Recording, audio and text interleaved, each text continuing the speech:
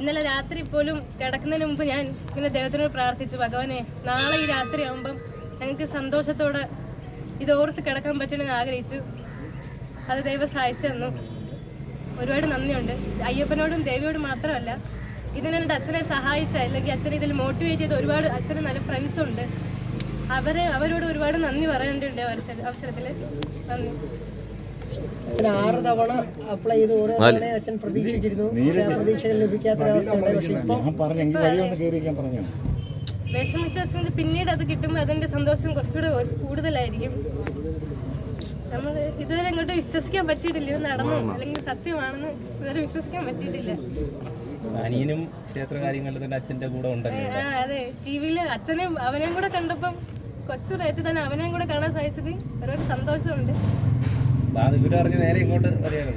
നേരെ എന്തോ അറിഞ്ഞ സമയത്ത് എന്തോ ചെയ്യണമെന്ന് പറ്റുന്നില്ല, ഒന്നും ചെയ്യാൻ വയ്യ. കൈയും ദേഹമൊക്കെ ഒരുമാതിരി വിറയ്ക്കുന്ന പോലെ ആയിരുന്നു. ഞാൻ +2 പഠിക്കുക, സയൻസ്. ഭദ്രപ്രിയ എന്നാണ് പേര്, +2 സയൻസ്. അനിയത്തി പത്മപ്രിയ 7th സ്റ്റാൻഡേർഡിലാണ്. പിന്നെ അനിയൻ കുട്ടികളുടെ ശാസ്ത്രാവിന് മുന്നിൽ നിന്ന് ഇനി അച്ഛൻ പോവാണ്. അതെ, ഈ ഒരു ചെറിയ അമ്പലത്തിൽ നിന്ന് വലിയൊരു ഈ ഒരു ഫീൽഡിൽ നിൽക്കുന്ന ഒരു സ്വപ്ന തുല്യമായ രീതിയിൽ നടക്കാൻ പോവാണ് അച്ഛൻ്റെ കാര്യത്തിൽ. ഒരുപാട് സന്തോഷമുണ്ട്. ഒരു വർഷം കാണാതിരിക്കണമെന്നൊരു വിഷമം മാത്രമേ ഉള്ളൂ. ആദ്യത്തെ ലിസ്റ്റിലും ഉണ്ടായിരുന്നു. ആദ്യത്തെ ലിസ്റ്റിൽ 3ാമതും, രണ്ടാമത്തെ മാളികപ്പുറത്ത് 7ാം ലിസ്റ്റിലും ആയിരുന്നു. ശബരിമല നറുക്കെടുപ്പിൽ മനു നമ്പൂതിരി ഇല്ല, ബ്ലാങ്ക് പേപ്പർ എന്ന് പറഞ്ഞപ്പോൾ നമ്മുടെ ആ ഒരു എനർജി ഫുള്ള് പോയി, കിട്ടിയില്ല എന്ന് മനസ്സിലായി. മറ്റേത് ഉറപ്പിച്ചു നമ്മൾ കിട്ടുന്നില്ലെന്ന്.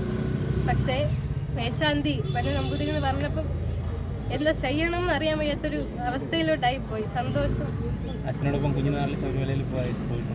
ഉറപ്പായിട്ടും പോയിട്ടുണ്ട്. 2 തവണ കൊച്ചിയിൽ അച്ഛൻ്റെ കൂടെ തന്നെ പോയിട്ടുള്ളത്. മോളെന്താ പറയുന്നത്?